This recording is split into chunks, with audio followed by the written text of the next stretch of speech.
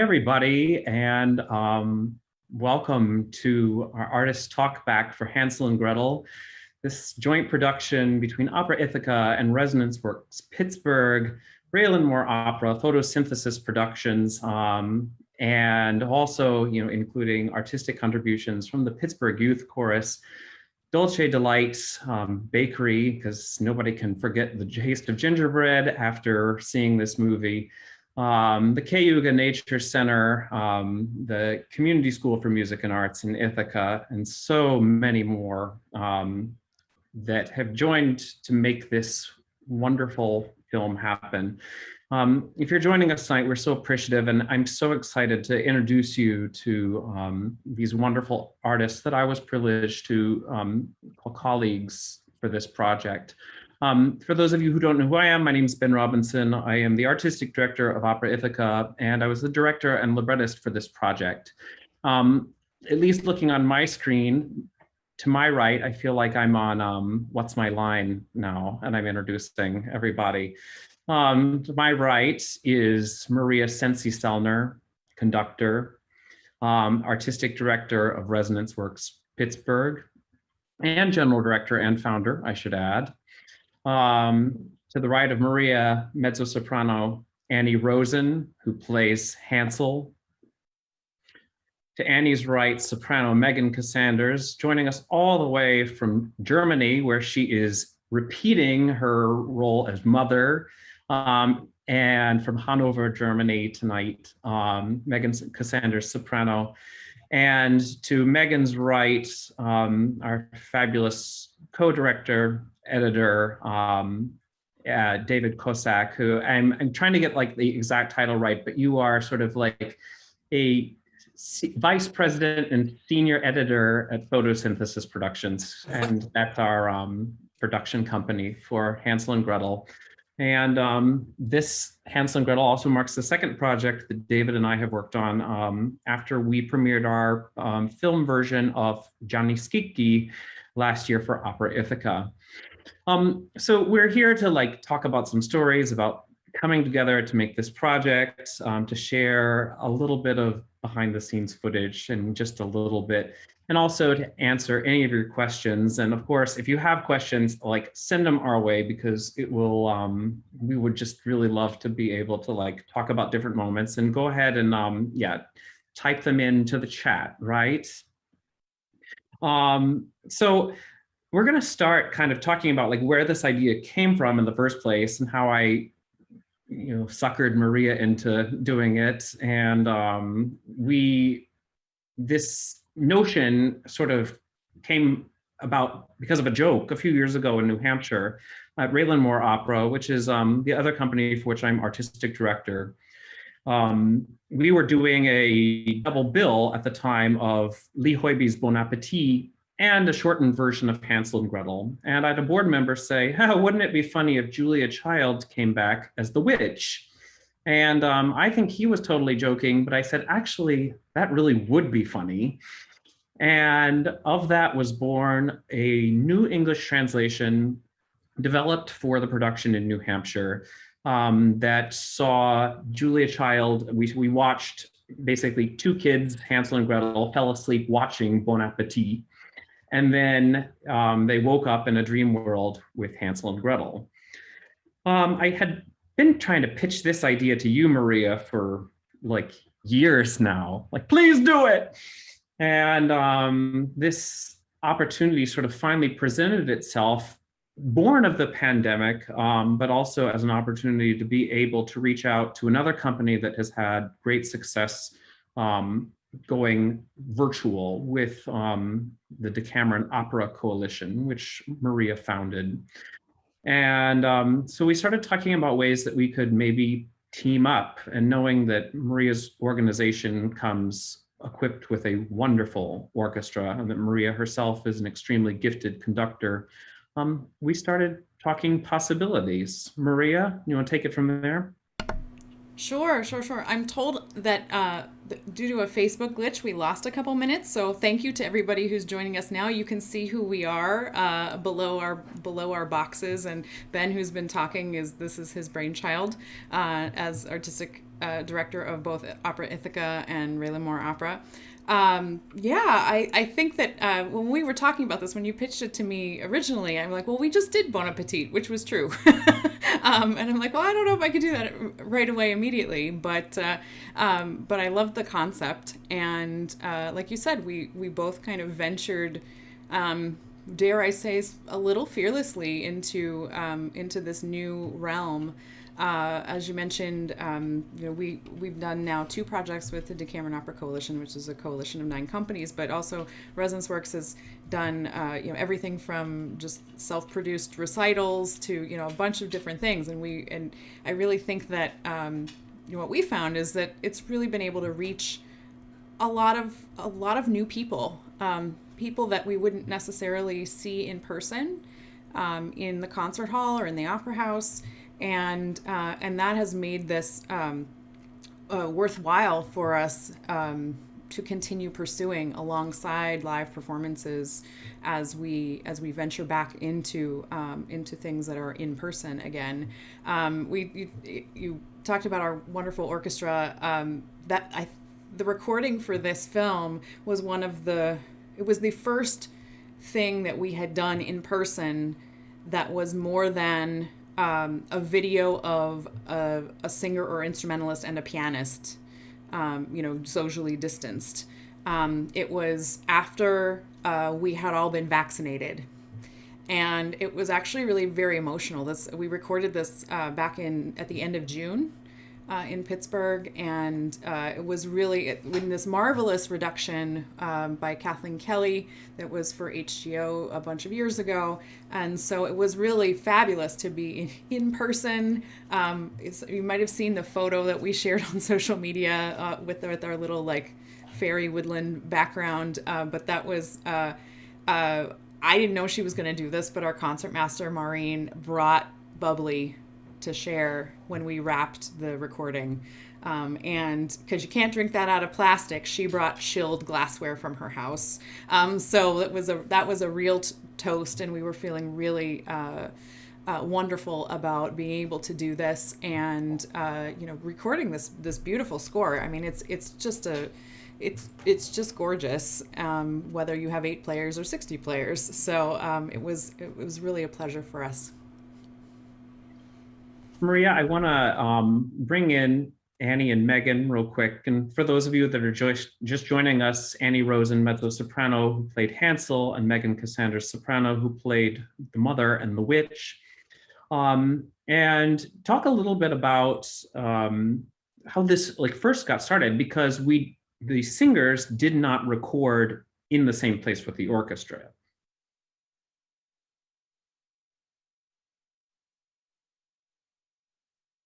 Oh, Annie, take it away. Oh, Megan unmuted, go ahead. Yeah, so we received the tracks. Maria worked with the orchestra. They recorded all the tracks, and then we were sent those. And we also had our own little personal microphone setups. I had blankets all around me to cut out the sound. It was my own makeshift studio. And we had to record along those tracks. I would say that's the first time I've ever had to do something like that. And it was challenging because you're so used to working in a more collaborative setting where you can, you're giving and taking and things are changing in the moment. And so it's just an adjustment. But I think that the quality of what came out of it is actually pretty amazing, considering that we were, in different states all over the country, recording completely separately, and then it got all put together. Yeah, it in many ways it felt like a completely different art form from the one that we're used to doing, because the skills it requires are really very different. And in some ways that's tough, because we're used to being able to hear each other when we sing and hear the orchestra immediately there and be getting immediate feedback. But on the other hand, the ability to pick and choose your takes is really something. We all wish in performance that we could go back when we sing something that doesn't sound quite the way we want it to and say, oh, I wish I could do that again. But in this instance, you actually can do it again, which is a little bit of a double-edged sword, because then you get caught in a cycle of trying to do it over and over and over. And you have to, at some point, just throw up your hands and be like, it's good enough. But it is liberating in a way to know that it doesn't have to be, you don't have to do everything in one take. I think this is a moment where you've sort of given me a segue to applaud our fabulous audio engineer, who I thought was going to be with us tonight, but couldn't join us, Christian Chechko here in Pittsburgh. He recorded the orchestra, but then he received the process of this. After we recorded the orchestra, we were able to do multiple takes too, and we didn't actually have to record the opera top to bottom. We could do it in chunks. So we had a recording session. I got to select those takes. He did a master edit on that. That's what went to the singers, and then as we received the tracks from the singers, I synced them all in a very multi-tracked file, which doesn't fit on any one screen. And then Christian worked his magic to make it sound like we were all in the same place, which is really he really is a magician in order to make that happen. So once we got all that stuff, we also then recorded, Christian recorded the Pittsburgh Youth Chorus. That was another separate thing that happened, and happened on location, and was sort of subject to this post-pandemic cycle, and then sort of also keeping in mind that we're not post-pandemic yet, unfortunately. One of my favorite stories from this is that there were a lot of kids. The Pittsburgh Youth Chorus is the entity that sings when Pittsburgh Opera needs a chorus. Pittsburgh Youth Chorus is its chorus. And there were a lot of kids that had to miss out on opportunities to be in shows, and then their voices change or they age out or whatever. And but because of this circumstance and getting to do this specific thing, they got to be in this show. And then for a lot of them, they got to just see the film for the very first time this past Saturday in Pittsburgh when it aired, or when it screened. I feel like this project was such a balm for all of us, and to be able to make music and have it be kind of cool that, we're all over the place. Annie and Megan, you were both in Chicago in separate places, but in Chicago in separate places recording. Maria, of course, in Pittsburgh, Mario Diaz-Moresco in New York, Menyot Todja in Philadelphia, Maria Kaganskaya, who lives in San Francisco but was in Florida, and then the youth chorus as well. And it was really this process that was born of like this new technology, which is so cool. And to be able to have this bond with everybody, even though the pandemic is still sort of forcing us apart at times, it was just truly special. Maria, I just sort of want to know a little bit before we talk about some other things, like about your group and bringing the players that you have that are just such wonderful. I mean, you hear such music coming from this tiny little orchestra that we had, 8 players. And I just wonder if you could tell us a little bit about some of them and how your group kind of came to be. And Sure, my pleasure. So Resonance Works, we're in our 9th season, and the sort of driving mission of the organization is to be to equal parts empowering of artists and also engaging of audiences. And we have done quite a few different kinds of projects. Opera has always been a part of what we've done over the years. It was the first project we ever did, but there's also been chamber music and chamber orchestra and choral music, and so a mix of concert and stage work. And we really plan our programming based on artists, on the artists that we want to work with and feature, on the magnificent instrumental players in Pittsburgh. I always say we have the best freelancers in town, and that is absolutely true. There are orchestra members, and we have kind of a lot of regulars, but that the roster changes from project to project depending on what's happening in the city. But you'll find them in the pits of Pittsburgh Opera and Pittsburgh Ballet, of the Wheeling Symphony, the Erie Philharmonic, the Akron and Canton Symphonies. They're very well traveled, and we try to find projects and that are interesting and that they can really sink their teeth into, and because that's what keeps them coming back and wanting to work with us and again. And this project was no exception. I will. So there's only 8 of them. I'd love to name them, and that they include flutist Lindsay Goodman, who is like single-handedly expanding the repertoire for solo electroacoustic flute with the albums that she's produced over the last couple of years. Clarinetist Emily Cook joined us. She's splitting her time between Bloomington, Indiana, and Pittsburgh right now. A new horn player to us, Debbie, who just got married, so I don't actually know her last name anymore, but McDowell, she was just simply fabulous. And this is usually a score that has a lot of players, and it's Wagnerian in nature, really. And so the horn lines in this are not for the faint of heart, and to be the only one and have it be very so exposed in an octet like this, she was just fabulous.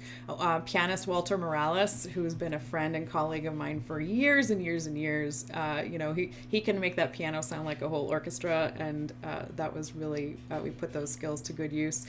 And our string quartet, they're so fabulous. You don't know that there's only 4 of them, and that's Maureen Conlon Gutierrez, Therese West, violinist, Jennifer Gerhardt Mangon, who's actually the principal of the Pittsburgh Opera Orchestra, and Elise Feigley, who was excited to do this project because she wasn't able to join us for the premiere because she just had a baby, I think like 2 weeks ago. So we're excited for her, and we're so glad she was able to be a part of this. But they're phenomenal soloists as well as chamber musicians and ensemble players, and it's just always a pleasure, and I'm very proud of that. We have a question that's come through the chat about this process, as we've talked about the process. Heidi asks, did you send the vocalist a video of yourself conducting with the audio? And yes, actually. So we, as we were recording with the orchestra, we had a video camera aimed at me. And so you saw a little in the credits, if you've seen the film, there's a little image of me conducting, and that's actually from the recording session. And so we were able to sync the chunks of me conducting with the takes that we chose and send those along. So what the singers received was a video of the main orchestra track and me conducting along with that. We did have an incident because the last half of the last session, the camera didn't get turned on after the break.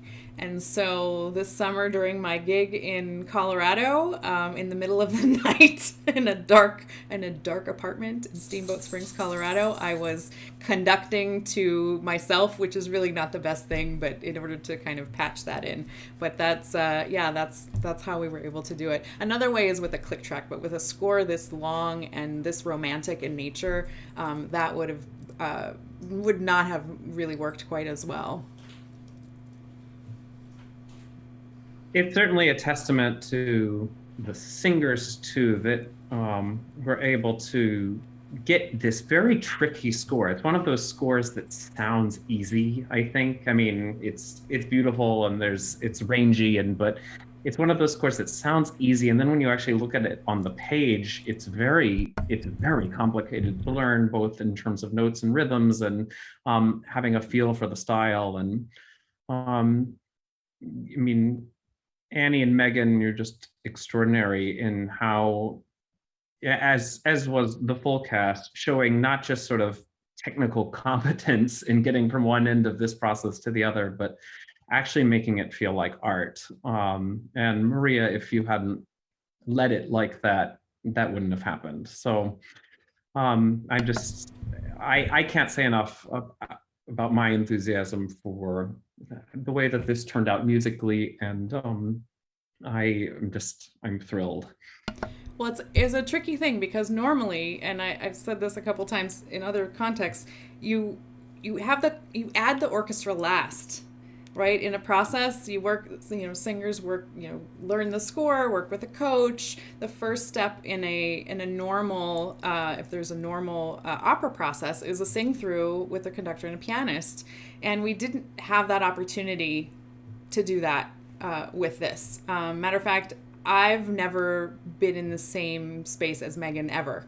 And I've only met Annie at a party once. So, so we tried to, I tried to kind of connect with everybody. We had little Zoom meetings, and we had a Zoom Sitzprobe kind of where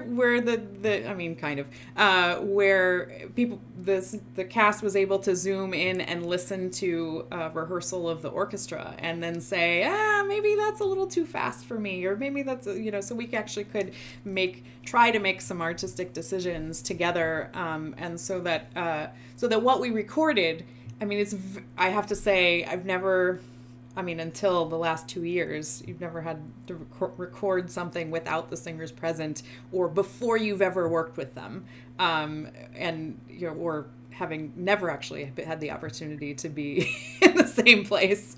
So that was an enormous challenge, and especially with a score like this, which is so romantic in nature. So we tried to kind of, have a little bit of connection, but this is really still done in a very isolated way, and it's really lovely to see your faces here today. And as Megan referred to, like having to make your own sound booth, these are new skills for all of us.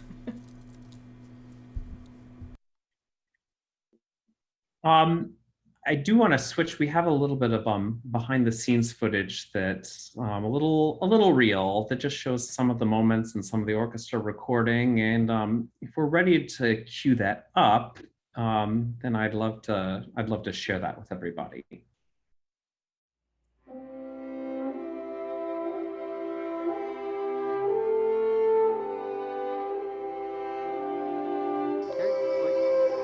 Scene 4B, take one.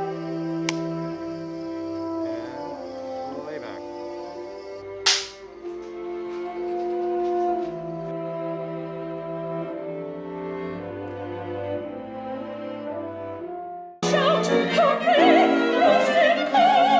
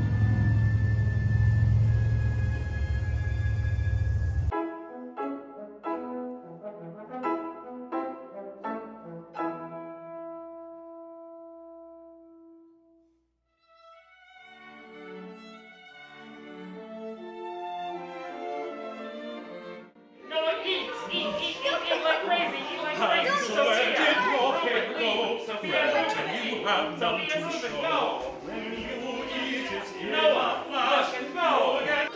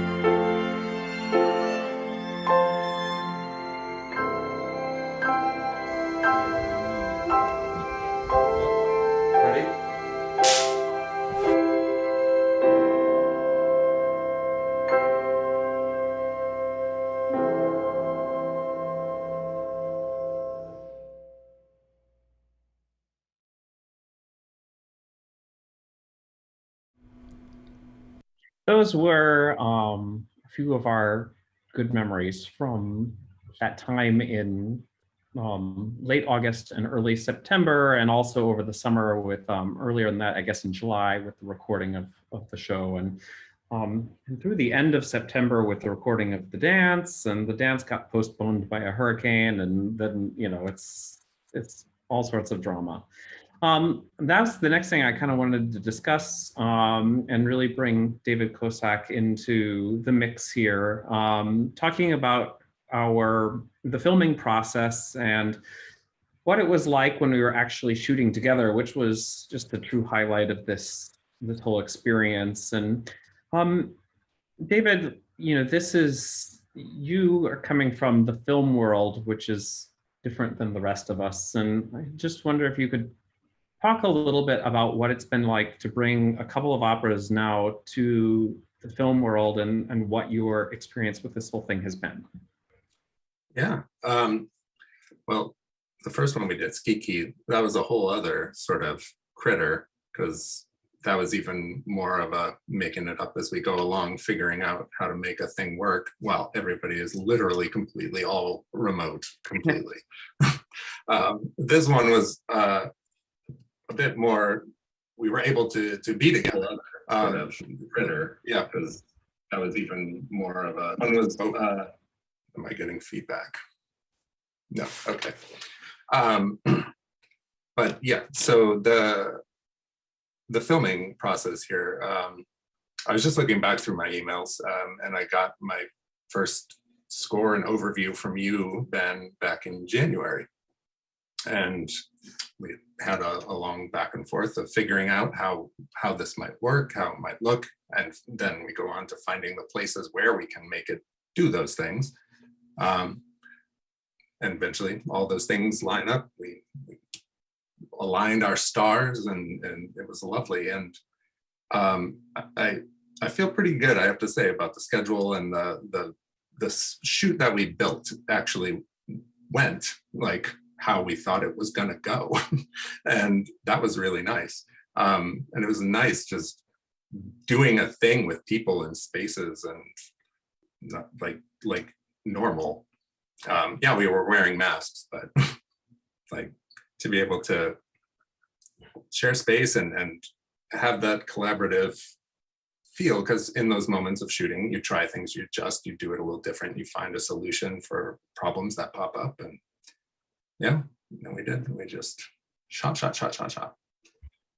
One of the things that really struck me about, working with you and thinking about staging a film versus putting something on stage, and I mean, this has been sort of like my living education with all of this, is how many times we sort of find specific movements, specific looks with the camera, specific sort of tropes that we follow in general that harken back to things that people have done in the past. And I mean, I guess that's what we do in theater just in general, but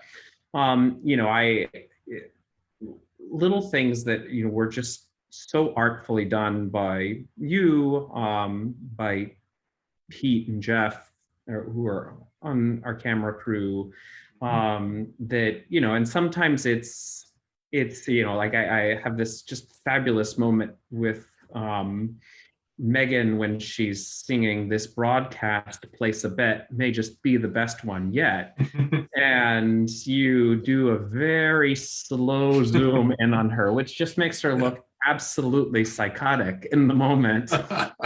And it's things like that that are, when I've been new to this process and experiencing, we all have been to the movies and we all know what we respond to when we see movies, but then to see this action of the art of cinema and the art of what making this be cinematic rather than simply you shooting us as a staged opera. And so I wonder if you could talk more about that. Yeah, well, that I mean, again, that takes me back to when we first started talking about doing Skiki, because that was an amorphous thing at the beginning there, and we talked back and forth. And I think I encourage, embrace the thing that you're going to be doing, embrace the media that you're working in. It has its strengths, and if you're going to be in it, use them. And I think that worked well in that instance, and I think it worked even better here.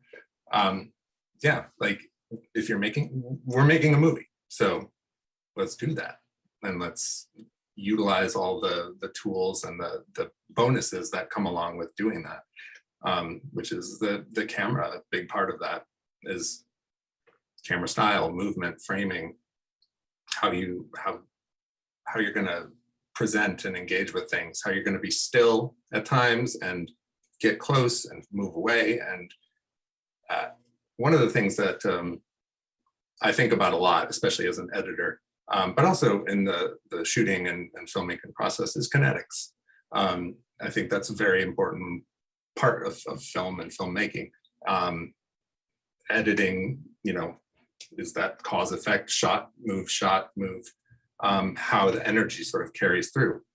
And similar thing with the shooting of, there's the literal kinetics of movement within a shot, but it's also how that movement relates to other movement in other shots, and the camera movement relating to the performer movement. And so finding how we engage with all that stuff and really make the most of it. And I think we had some really delightful opportunities and examples within what we were able to do. Annie, you've played Hansel before, right? I have, yeah. I was thinking, of everybody. This is an unusual process, and we were shooting on location. You were singing along to tracks of yourself. It was very, very self-obsessed karaoke that we were making you do. And you know, you in many ways had more weight to carry than others because you were playing a child. And, you know, here you are in this very realistic sort of thing where, you know, you don't have that 50 to 150 foot separation from the people watching you. You just did it with such like an ease and fun and joy. And I wonder if you could talk about like getting into the moment and what adjustments you made in your process when you brought this to film. That's very kind of you to say. First of all, I appreciate it. It's also something that you did. I don't know whether you remember this, is you called me before we started filming even, and we were chatting just about logistics and like costuming and stuff. And you said, you know, everyone is going to know that you're an adult woman. You're not a little boy, and we're not going to lean super hard into trying to sell the illusion that you're a 10-year-old boy. And that was really reassuring to me, because I think that that's hard to do even in opera. In live opera, there's an amount of suspension of disbelief that's required, and probably like triply so when there's a camera in your face. And it's just, you know, you are who you are, and everybody can see every pore on your older than 10-year-old skin. So I think that you presenting it that way gave me a lot of freedom to kind of just lean into the idea that it is what it is. Everybody knows who we are and what we're doing. And instead to just kind of like get into, you know, as we would in any situation, to get into the mindset of the character who is in situation X being person Y and acting a certain way. I appreciate it actually I think someone posted a link to the Ithaca Times review of the film, which was quite nice. But they said something like, it's intrinsically funny to watch adults acting like kids. And I think that that's true. I kind of think that like, that's where we went with it. Like, not playing it for laughs, but just like, it's, you know, we've all been children. We know what it's like. And with that objectivity, I feel like there's something kind of weird and special that you can get in this particular situation. Well, it seemed, I once had and I guess everybody's heard this isn't profound anyway, but a wonderful like acting teacher that just was like, you know, if it's not you, then it's never gonna feel right. Like you're, you know, and so I felt like you were you, and yet you were also, we just totally bought it. And it worked, and I love it. And then of course, Megan, you would think that you have your own cooking show and that you're used to this very corny 3-camera setup. And you just sort of think about changing careers now. You just naturally kind of, you know, this was another great, you know, invention of David's, this idea of, you know, when we shot the witch's scene, and especially when we transferred into the sort of the show within the show, that we would go into this 3-camera setup, and you would do all of these very intentional, like, looks at different lenses, which, you know, is otherwise sort of a weird practice. And you so like got it. I just wonder, like, compared to, you know, you're now sort of, these roles are becoming kind of a thing you do a lot. And I wonder, you know, if you could just talk a little bit about jumping into this versus the other times that you've jumped into Hansel and Gretel. Well, this was my first time singing the witch ever.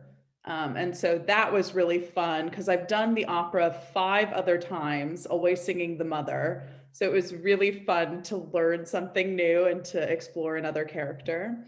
I would also say all of the other productions I've ever done have all been traditional Hansel and Gretel's, you know, very, very German, very folklore-esque. And I think just the updating it, the changing, you know, we get the same story, but with such unique facets and such a unique kind of storyline added to it, that I think it makes it so much more accessible to people, especially people who don't normally go to the opera. And, you know, I think our whole thing with the Julia Child inspired thing, I think so many adults can watch, you know, that and connect. Because I remember watching Julia Child, you know, with my dad and with my grandma, and you know, just finding little moments like that was just so fun for me.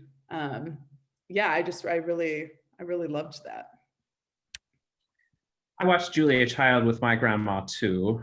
Her favorite part was when Julia Child would burn something and mess up, and then she would just sit back, take a very self-satisfied drag of her Virginia Slim, and call it an evening with Julia Child. One of the things that I was so admired about your performance is that this is a role that could either become scary or very hokey, and you kept it so friendly, and in the sort of the friendlier you got, the more menacing it became. And it was a really special balance, like a special juicy balance that you found. Is that something that you feel like just kind of came to you naturally? Is that something you feel like you were taught? Have you done anything similar to that before? Because I feel like it's a special skill that you have. Well, I think I was trying to find a way, because I was singing both Mother and The Witch, I was trying to find a way to connect them, yet also make them separate. And I think you see Mother come in, she's super distressed, she's angry, she's yelling, you know, she's really like outwardly angry and mean. Yet on the inside, she really does care about her kids and is, you know, in agony over what she's done to them. And then on the other hand, you have this character that, you know, she's obviously popular enough to have a show for kids, this, you know, cooking show for kids. So she has to be, the whole time I kept thinking, she's got to be enticing enough that people want to keep tuning into her. And they have to kind of get under her spell. And I think that was always the kind of thing that I had to think was, I had to be convincing that people would want to keep listening to me, yet my actions underneath were more menacing. And I noticed that when I was watching the film, was that like I was smiling so much more than anything else, but I also kind of had these like crazy eyes with it, you know? And so it's like, if you look at this part, you might be scared, but this part, you know? And so I think that was kind of fun to explore, you know, a way to be scary and menacing without being so obvious.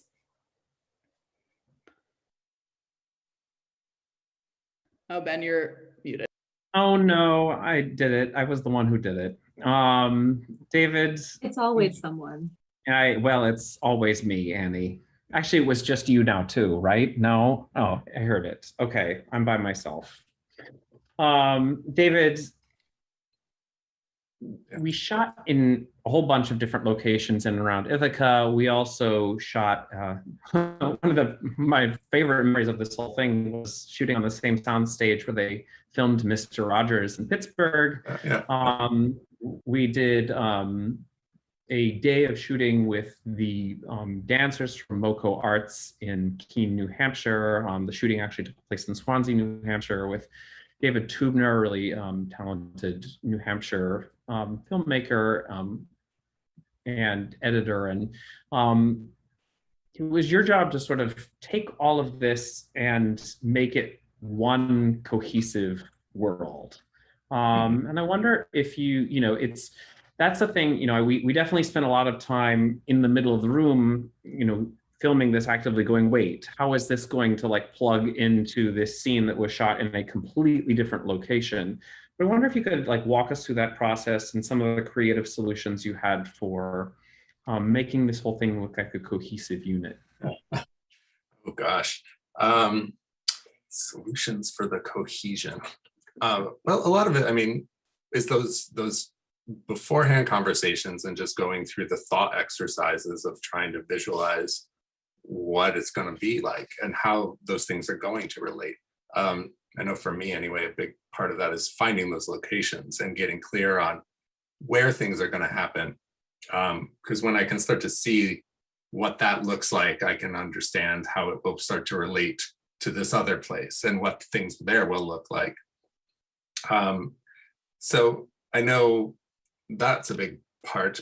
And we also had to do some things like we had these kids all by themselves in Pittsburgh we had to bring into this somehow.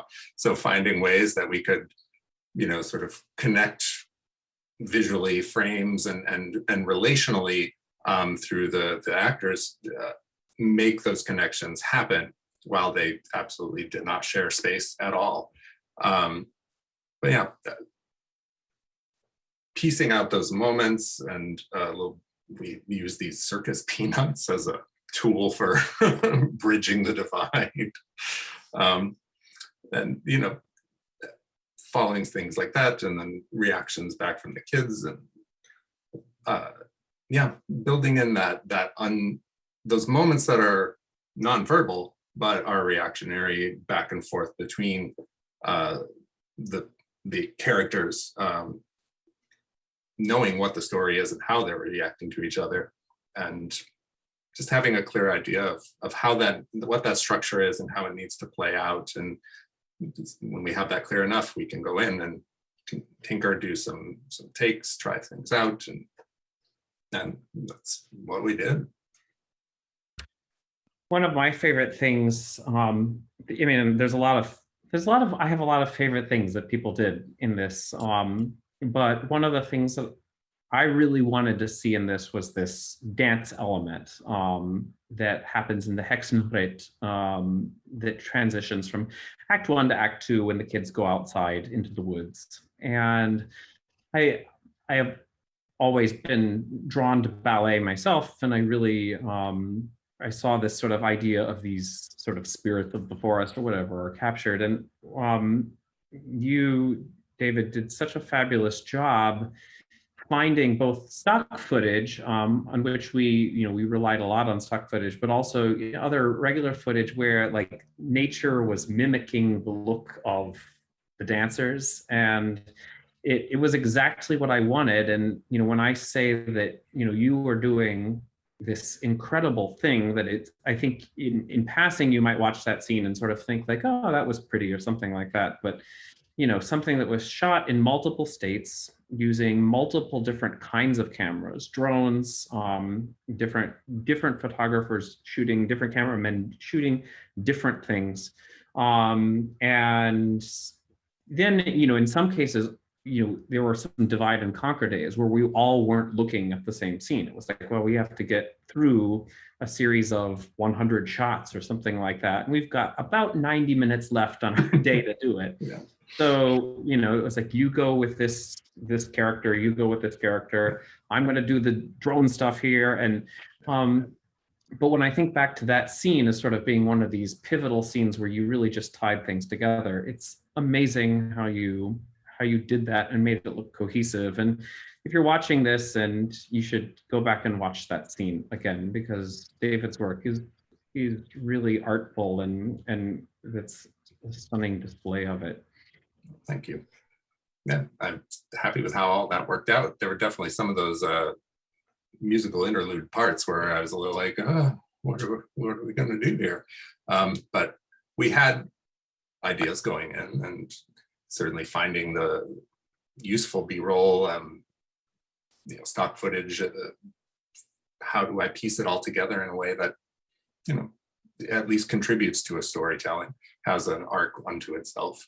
I think that worked out pretty well. But also there was like the day where we had to split up into like three groups, because we had a drone, we had Pete and Jeff each taking a group, and one of those things where we planned ahead, and we were just like, okay, this is what's going to happen. You're going to take these people, you're going to go to these places, and you these people, and this is going to happen here, and then we're going to come back and do the next thing. But yeah, planning our time and making the most of our time was very important, and I think we did a good job. I'm very happy with how it all went, because it was a tight window for shooting a feature-length film. If I may Or- jump in, that's a question I have, having as somebody who was not involved in the filming at all, and in the live premiere that we did in Pittsburgh this weekend, this was actually something I was asked, and I didn't really have an adequate answer, which is, how did you plan? How do you take an opera? I mean, we made some cuts, so it's 90 minutes. How did you plan? I'm so impressed that you went to the plan, because that hardly ever happens. But that's something I think would be super interesting. Well, I could say for my part, like, filmmaking is planning. Like, the shoot is one thing, but like, you don't have time. Ideally, you don't want to be there figuring things out. You want to come in so you know exactly what you're going to do, because, you know, to get everybody there in the same place, same time, aligned with weather that's cooperative, is like unreal. But yeah, we started talking, well, like I said, back in January, really, and we would have meetings, Ben and I, and sort of go through the whole show, break it down by location, I think, to start primarily, and then sort of breaking it down further and walking our way through, like, what needs to happen, who comes in, what they have to do, this, does that work if they go over here, and then this happens. And but yeah, there's a lot of that, a lot of revised schedules, and aligning up of crew and making sure people can be there. But yeah, I mean, it's the ideal is that you arrive and you know well beforehand when you're supposed to be there, what you need to have with you, that you have it, that what to expect, where the power outlets are, where the circuit breaker is, just in case. And, you know, all the thinking through all the sort of ifs, ands, whatevers of the scenario and what the day will look like, and making sure people are fed. Yeah, it's an incredibly complicated process, you know, especially, you know, in comparison to doing like a staging schedule, a comparable staging schedule. You know, in truth, our first day of filming was August 31st, and we wrapped filming in Ithaca on September 5th. I did 1 3-hour shoot with the dancers in New Hampshire. That was supposed to be a week later, then there was a hurricane, and so it was actually like a month later, I think. And then David and I met in Pittsburgh, and we went to the studio and we did a 3-hour shoot with the children, the youth chorus. And so, you know, when we really are looking at it, it was 6 days in Ithaca plus 2 additional 3-hour slots to get a 90-minute film accomplished. Certainly, we lucked out with weather.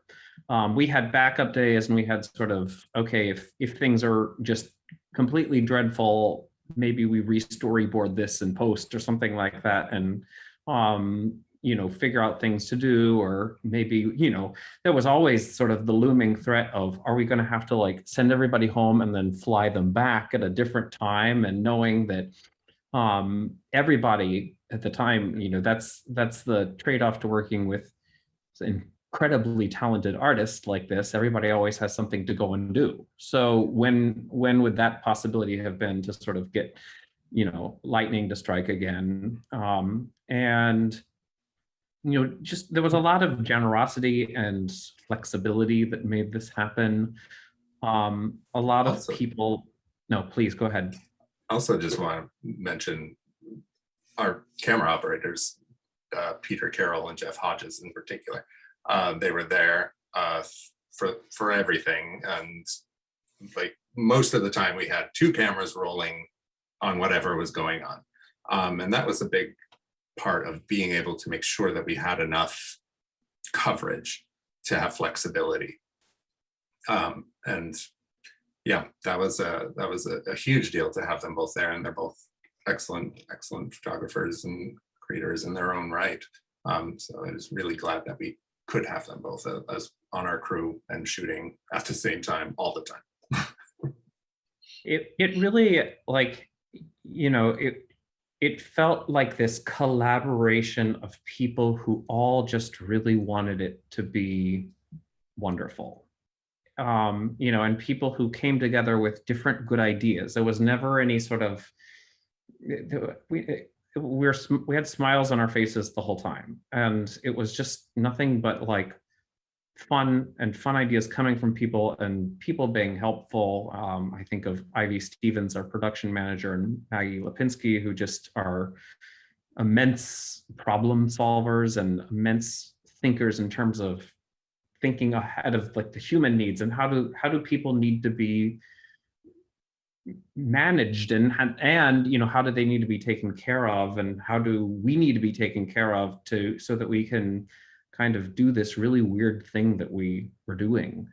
And you know, I am just very thankful to everybody. I want to say a special thank you to the administrations and boards of each of the big organizations that were sort of the principal supporters of it, certainly Opera Ithaca and the Opera Ithaca board, all of the staff at Photosynthesis Productions, Resonance Works Pittsburgh and their board, Raylan Moore Opera and its board, but also all of these other entities that contributed to Sean Funk at Pittsburgh Youth Chorus, and Lee and Carly and all the people there who made things so easy and wonderful. WQED Studios, who made things just easy and fun for us. Moco Arts and with Reagan Messer, choreographer. Maria Salino, who made a gingerbread house fit for the stars. And you know, all these people who just came and gave. There was never a question of anybody like sort of giving adequate. Everybody gave so far over 100%, and that made this truly special. I want to close, because we're almost at an hour here. I want to close just with a real quick roundtable of absolute favorite moments from the show, or from this whole process. And I will say that just for me, you know, in that this is a little bit of a wonky idea in the first place, that I had fun watching people have fun. I was hoping it was going to be fun, and I just, when you all like laugh because you know something's going to work, that was what was really special for me. And then I'm going to pitch it to David. My goodness, pressure. Oh gosh, there are so many delightful moments. I don't know, I certainly got a big kick out of the take on the field, the dance bit in the field. That brings me joy every time I see it. Man, so many things. I love the whole in the kitchen. It's great. The intro to the witch and the cooking show set just delights me. I think I also just very much love that weird first person view that we have going on for that first part, which, you know, right into the cameras from both of them. All of them, I guess. Yeah. Just something delightful and unsettling about that. But yeah, I don't know. It was, yeah, having things flow and work in a joyful and creative way was just wonderful. That was, I guess, yeah, I'll go with that as my favorite part. Megan. Other than working with the cast and the camera crew, which I just saw everybody that was there every day was just so fun to work with. Other than that, it's, I think, a tie between playing with food or falling into the oven. I especially loved that rehearsal was particularly fun for me. Amazing. Annie?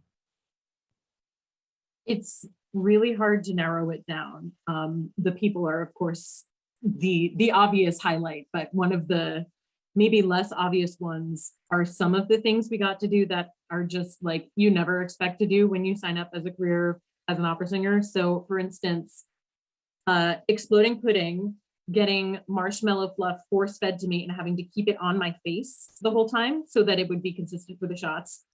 Eating an entire slice of chocolate cake in 15 seconds and then keeping the entire thing on my face so that it would be consistent for the shots. Sitting tied up on a counter for 3 hours was not fun, but it's a good story. And just like prancing around in the woods and wearing bug spray and doing tick checks and like, you know, all kinds of like really hands-on stuff that felt very physical and grounded and cool. And Maria. There you are. Now you can hear me, I think. I mean, this is tricky because we weren't there with you on the shoot. And so one moment has to be recording the score. I mean, it was not only that it's a beautiful score, but when it happened and what doing it meant for all of us that were there. It was an important step forward. It felt like after a year and a half of not being able to do that in that way. Also, I want to say that when you do something like this, right, and so many parts of it are so siloed, right? We recorded, singers recorded separately there, and this has come up in some other projects too. It really takes a fair amount of trust in your collaborators, and that's a really important part of this. So, I mean, that's not a moment in the film, but I think that is important to note, because we're not all there at the same time. There are the things that that I wasn't privy to, or people weren't. Nobody was in Pittsburgh recording with us except there were like 10 of us in the room, and that was it. And there was trust there as well. And I think that's really special and special about this collaboration in particular. I mean, one of the most special moments for me was when I got to see the film for the first time. I had no idea what this was going to look like. And I really, it was just fabulous to see your wonderful performances, Megan and Annie, and those who are not with us, Mario and Marlene and Maria and Menyat, and to see how much fun you seem to be having. I hoped it was actually fun, but I mean that I think it's really beautiful. I think that bravo to everybody here and who's not here tonight with us, and making 3 states look like one magical place is really an accomplishment. So I'm really proud of what we've done together. I think that's a pretty good way to sign off. Maria Sensi-Selner, conductor, Annie Rosen, mezzo-soprano, Megan Cassandra, soprano, David Kosak, co-director and editor. Thank you all. For everybody who's stuck with us, thanks for watching, and help us spread the word about Hansel and Gretel, because it's pretty great. All right, have a good night.